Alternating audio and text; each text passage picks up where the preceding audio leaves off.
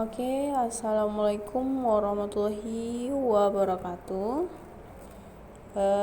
Baiklah adik-adik, ini kakak akan menjelaskan. Tadi kakak mau mereview lagi nih mengenai garis dan sudut.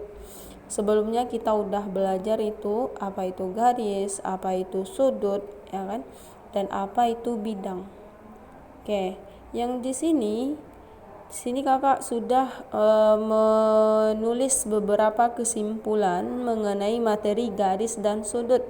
Yang pertama itu kita harus bisa tunjukkanlah kaki sudut, titik sudut, dan daerah sudut pada gambar berikut.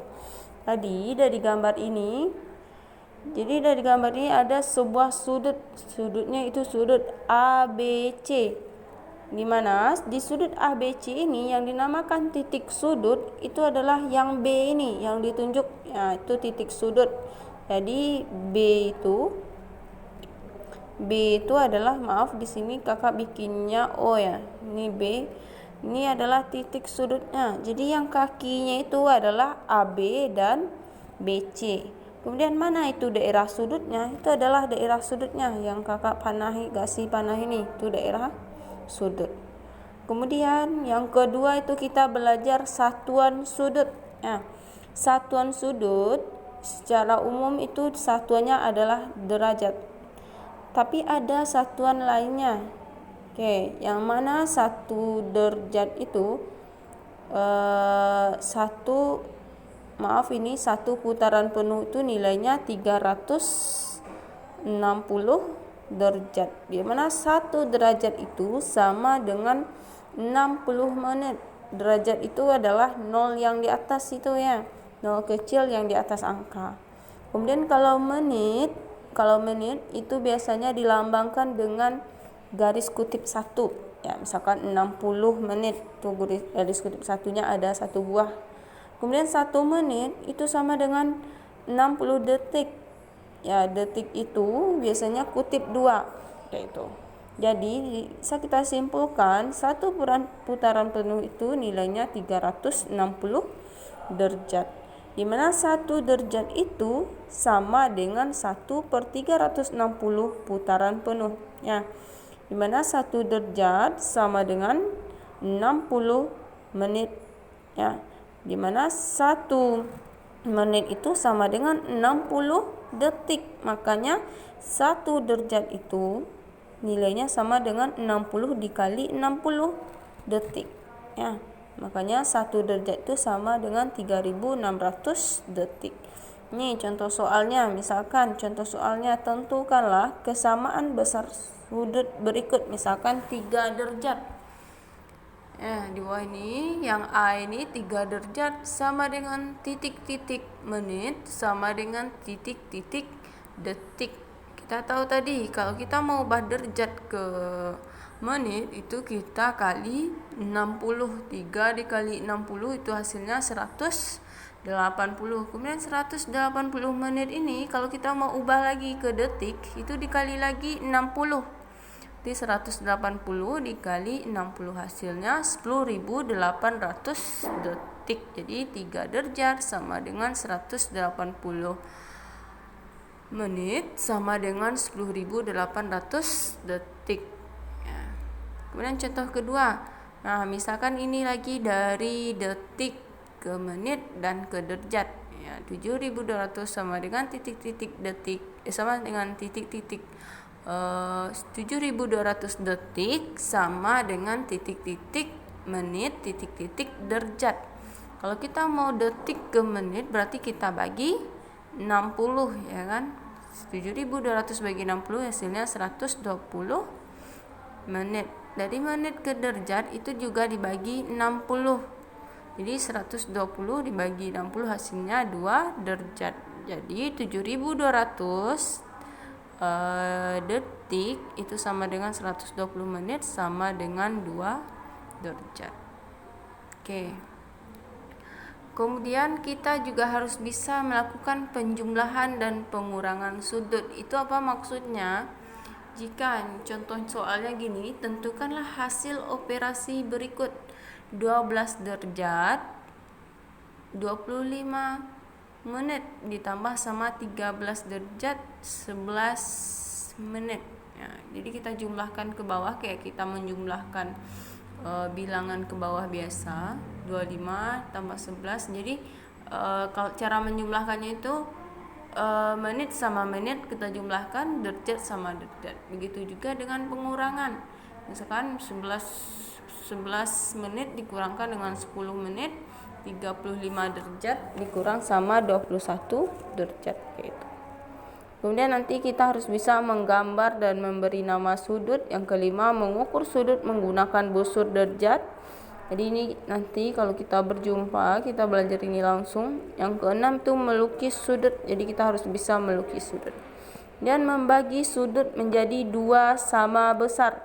Cara membagi sudut 2 sama besar ini, kita bikin dulu sebuah sudut. Namanya nih sudut BAC ya kan. Dan kita dari titik A ini kita bikin sebuah lingkaran putus-putus. Jadi sama jangka ini bikin sebuah lingkaran di mana dia nanti memotong titik Q dan titik P. Dan dari Q dan P ini nanti kita bikin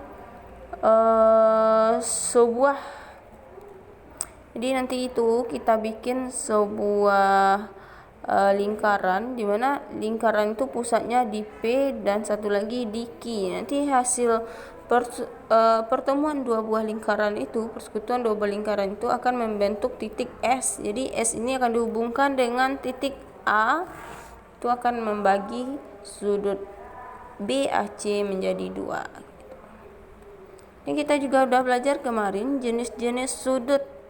Ada sudut lancip, sudut siku-siku, sudut tumpul, sudut lurus, sudut refleks, sudut satu putaran penuh, dan sudut saling berimpit. Oke, kalau sudut lancip itu nilainya kecil dari 90, sudut siku-siku itu nilainya 90 derajat. Sudut tumpul itu besar dari 90 tapi dia kecil dari 180. Ingat ya. Dia besar dari 90 tapi kecil dari 180. Kalau sudut lurus itu nilainya 180 derajat. Sudut refleks itu nilainya besar dari 180 derajat. Kalau sudut satu putaran penuh, jadi satu putaran penuh, misalkan jam nih, yang satu putaran penuh apa? Jam dinding ya kan, dia tuh putaran penuh itu nilainya 360 derajat. Kalau sudut saling berhimpit, jadi dia berada di garis yang sama. Saling berhimpit berarti dia nggak punya sudut, nilai sudutnya 0 gitu ya. Selanjutnya itu hubungan antar sudut ya. Kalau hubungan antar sudut, misalkan nih, yang pertama itu ada dua sudut yang saling berpolurus atau nama lainnya itu bersuplemen. Misalkan nih ada sudut nih pada gambar, bisa adik-adik lihat gambar yang untuk sudut yang saling berpolurus, gambar sudut COB, COA dengan AOB ya. Dimana sudut COB itu adalah sudut lurus ya kan, dia lurus ya kan, berarti nilainya berapa kalau sudut lurus? Nilainya 180 derajat. Sehingga COA dan BOA itu saling berpelurus ya. Saling berpelurus. Kalau dia saling berpelurus berarti jumlah sudut COA ditambah BOA itu nilainya 180 derajat. Jadi kalau COA-nya 110 maka BOA-nya itu 70. Hasilnya 180. Jadi kapan suatu sudut dikatakan dia saling berpelurus? Jika dua sudut itu dikatakan saling berpelurus jika kedua sudut itu berjumlah 180 derajat ya.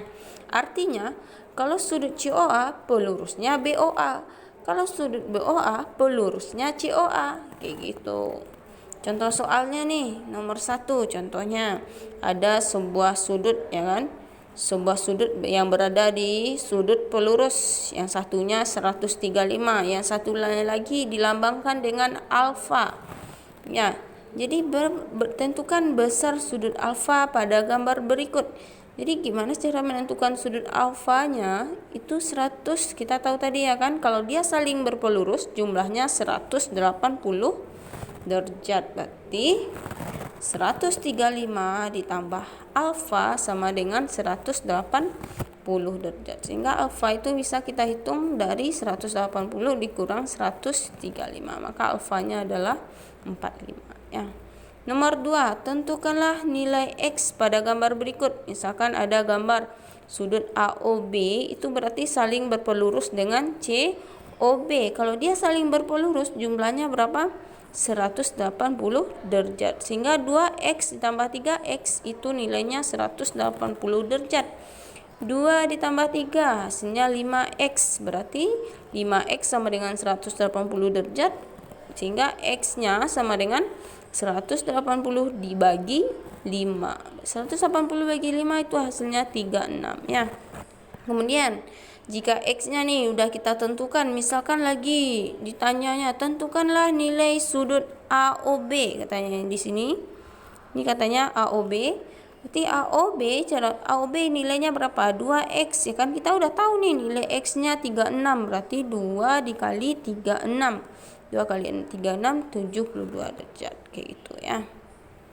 Kemudian setelah sudut berpelurus tadi, bisa dipahami sudut berpelurus ya, yang B-nya itu dua sudut saling berpenyiku. Nama lainnya tadi berkomplemen ya. Kapan dua sudut dikatakan dia berpenyiku? Jika dua sudut tersebut jumlah kedua sudutnya itu sama dengan 90 derajat. Artinya apa? Sudut A penyikunya sudut alfa, penyikunya sudut beta. Nih gambar di samping ini sudut alfa, penyikunya sudut beta. Sudut beta, penyikunya sudut alfa. Jadi alfa tambah beta itu nilainya 90 ya. Tuh. Contohnya nih untuk sudut penyiku soalnya. Misalkan ada nih sebuah sudut siku-siku di mana dia dibagi dengan sudut POR dan ROQ. POR-nya 2X, ROQ-nya 3X. Jadi kalau dia saling berpenyiku, dia tanyanya berapakah nilai X? Berapakah besar sudut POR? Jadi pertama itu kita cari nilai X-nya. Cari nilai X-nya dengan cara QOR tambah ROP itu nilainya 90. Jadi kita jumlahkan nih 3X tambah 2X sama dengan 90. 3X tambah 2X itu 5X. Berarti X-nya sama dengan 90 per 5 sama dengan 16. Kemudian POR itu nilainya adalah 2X ya, 2X. Makanya karena X-nya tadi udah 16, maka 2 dikali 16 sama dengan 32 derajat. Kemudian ada lagi dua sudut saling bertolak belakang. Dua sudut saling bertolak belakang itu nilainya sama. Misalkan nih yang saling bertolak belakang, kalau kita lihat nih sudutnya, berarti sudut A sama C itu saling bertolak belakang, sudut B saling bertolak belakang dengan sudut D ya. Jadi apa kesimpulannya? Sudut A berpelurus dengan sudut B. Lihat, sudut A berpelurus sama B, sehingga kalau dia berpelurus A ditambah B nilainya 180 derajat. Kemudian sudut C berpelurus dengan sudut D. Ya, sudut C ditambah sudut D nilainya 180 derajat. Kalau dari sudut ini kita lihat itu sudut A ditambah sudut B ditambah sudut C ditambah sudut D itu nilainya satu putaran penuh, nilainya adalah 360 derajat. Oke, untuk yang sampai di sini nanti ada foto latihan mandiri 7-nya itu yang nanti Miss akan share ke teman-teman semua. Oke, yang selanjutnya tadi kita udah belajar mengenai sudut. Sekarang kita belajar mengenai garis ya. Apa itu pengertian garis lurus? Kemarin udah kita pelajari. Kemudian yang kedua, kedudukan dua garis. Ada garis sejajar. Berarti kapan dia sejajar? Lihat gambarnya, jika tidak memiliki titik persekutuan. Dua garis saling berpotongan. Kapan dia berpotongan? Jika memiliki titik persekutuan atau titik potong ya.